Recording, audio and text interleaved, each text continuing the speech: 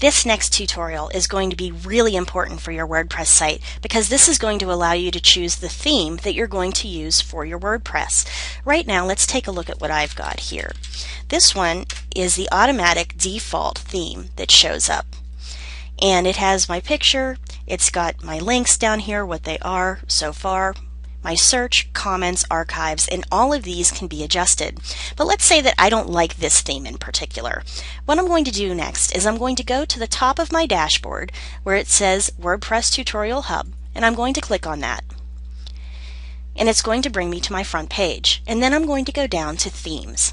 And the theme is what makes it look like it looks. Right now this is 2011. 2011 is the default theme that WordPress gives you when you start.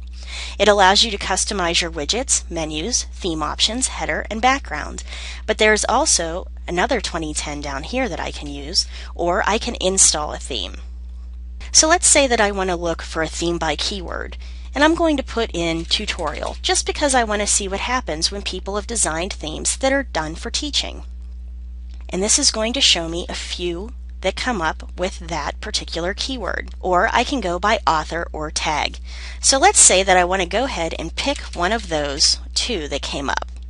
I can also go into featured, and these are just a whole bunch of different WordPress themes that are featured. There are recently updated, and there's also newest. So I'm just going to pick this one. It's called Catchbox, and I'm going to click install. It's installing my theme, and it's done. So I'm going to click Live Preview. And this is going to show me what my site will look like with this theme. If I decide I like what I've got, I'm going to click on Save and Activate. So now when I go into my WordPress page, the new theme is going to show up. So I've got home and sample page just like before, but I can go ahead in and I can change all kinds of things about this page. So let's go ahead in and take a look at the widgets that it's got installed. Widgets are just little programs that allow you to have certain things on the side. For instance, you can see here my main sidebar so far has a search, recent posts, recent comments, archives, categories, and metadata. Sure enough, here's my search, comments, archives, categories, and metadata. If I decide that I don't want to use any of these, I can always click and drag them out. But I'm going to leave them there for the moment so I can show you how to use them later. It also has menu options. Now right now I don't have a menu in here, but I can create a custom menu just by clicking it into Menu Name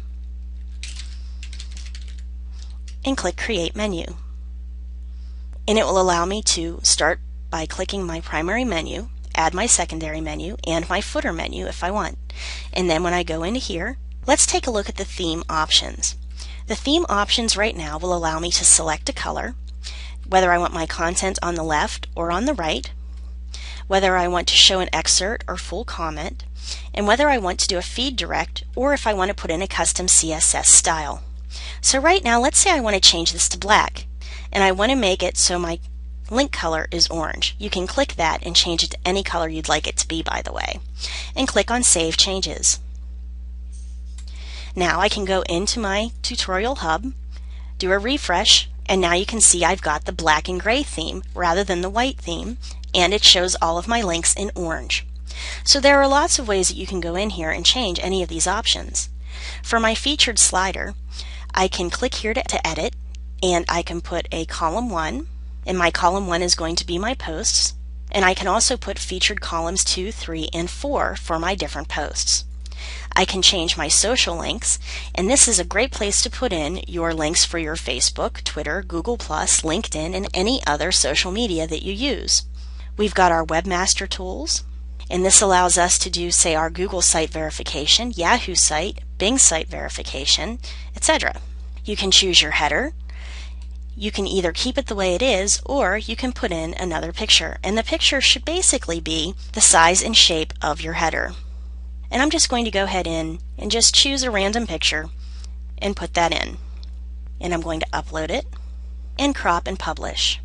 Or I can choose one of these pictures. I can remove my header image. I can change what my header text is going to say or restore my original header text and click Save. And I'm going to go ahead and refresh again and see what happens. Now you may want to make this big enough that it does the entire page. But if so, you're going to have to make sure that it has to be 300 by 125 pixels to get it to fit across correctly. You can also change your background, and the background can be a picture that you like, or it can be a background color. So let's say that I want to make it a pale pink.